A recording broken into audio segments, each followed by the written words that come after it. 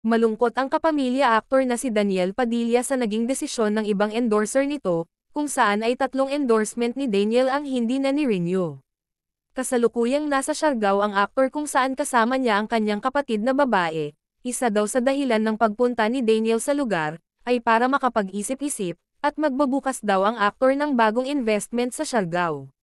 Dahil naging matindi daw ang pagbagsak ng mga endorsement ni Daniel, dahil 3 nga dito ay hindi na siya pinapayagang i-renew ang naturang contract, naging laman ng blind item din si Daniel sa PEP kung saan sinabi nito, na si Daniel ang naging apektado sa hiwalayan nila ng ex-girlfriend na si Catherine Bernardo. Narito ang buong detalye. 3 major product endorsements ang nawala sa aktor. Ang kutob ng mga namamahala sa kanyang showbiz career, may kinalaman sa nangyari ang paghihiwalay nila ng actress-girlfriend niya noong nakaraang taon. Ang aktor ang higit na apektado sa nagwakas na relasyon nila ng aktres dahil sila ang magkapareha sa mga product endorsement, pero bukod tanging siya ang hindi pinapirma ng mga bagong kontrata.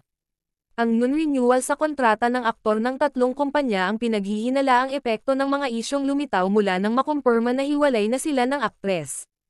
Madaling matutukoy ang katauhan ng aktor dahil magkasama pa sila ng kanyang dating karelasyon sa isang malaking pagtitipon ng isa sa mga product endorsement nila.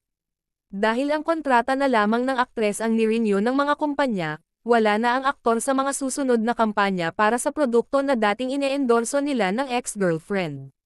Malaking halaga ang sangkot sa mga naglahong product endorsement ng aktor kaya imposibleng hindi ito malungkot at manghinayang, lalo na ang kanyang pamilya na naniwalang malalampasan niya ang mga pagsubok na pinagdaraanan buhat ng mabuwag ang pagmamahala nila ng dating karelasyon.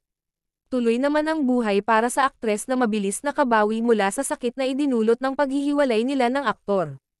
Mahusay na hinarap ng aktres ang mga problemang dumating sa personal na buhay nito kaya lalong tumaas ang paghanga at respeto sa kanya ng mga taga-suporta niya. Na ang tinutukoy ay sina Catherine Bernardo at Daniel Padilla.